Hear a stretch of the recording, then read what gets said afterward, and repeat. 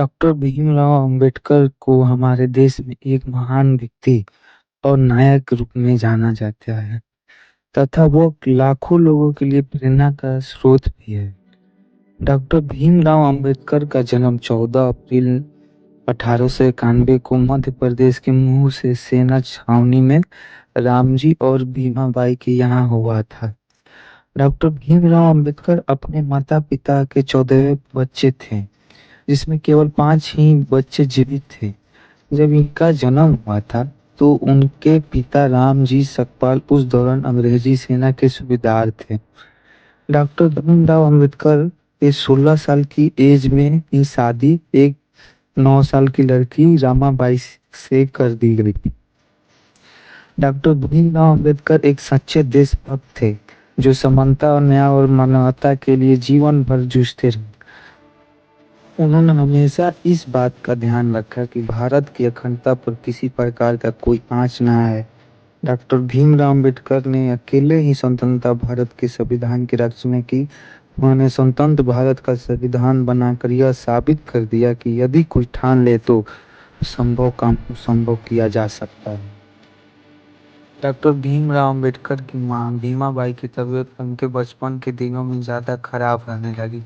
एक दिन भीमाबाई को तेज बुखार हो गया। लगभग 1 महीने तक वह बुखार से पीड़ित रही।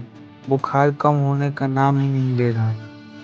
राम जी अपने पत्नी को लेकर हॉस्पिटल गए, लेकिन अछूत होने के कारण कोई भी हॉस्पिटल में डॉक्टर भीमाबाई का इलाज करने को तैयार नहीं हुआ।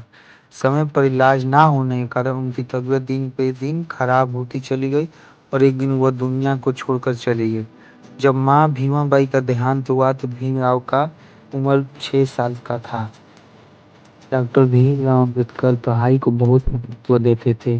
वो कहते थे कि सबको लगन से भरपूर पढ़ाई करनी ही चाहिए।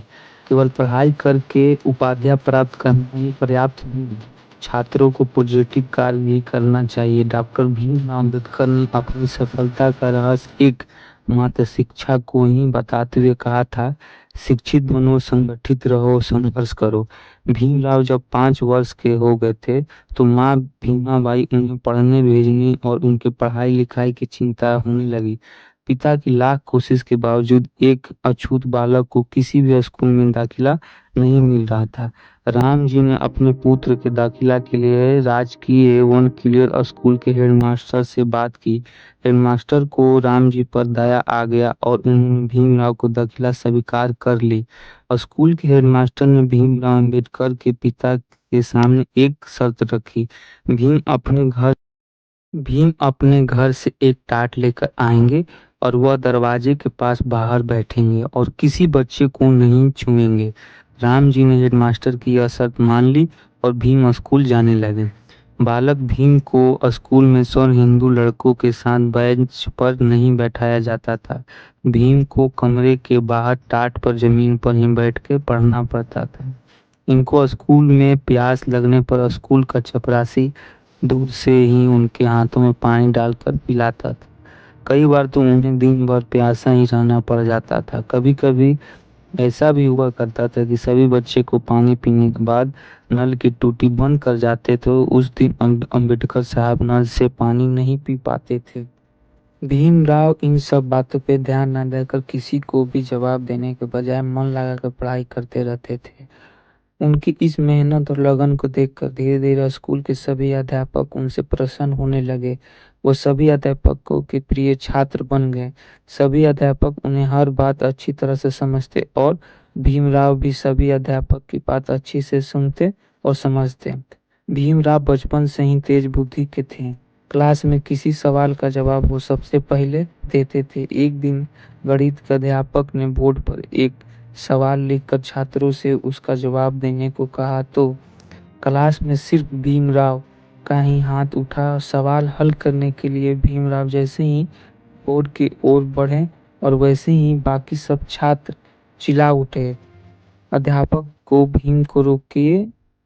बात यह थी कि बोर्ड एक तख्त पर था और उस सौरभ जाति के लड़कों को खाने के डिब्बे रखे थे। अध्यापक ने भीमराव को वहीं रोक दिया और जब सभी ने अपने डिब्बे उठा लिए इसके बाद ही भीमराव बोर्ड के पास गए और सवाल का हल किया। अनेक कठिन परिस्थितियों को सामना करते हुए डॉक्टर भीमराव अंबेडकर ने अपनी दृढ़ इच्छा शक्ति के साथ कड़ी मेहनत की और LLB, LLD, BAR, 8 law, MA, MSc, PhD और डीएससी जैसे डिग्रियां प्राप्त की।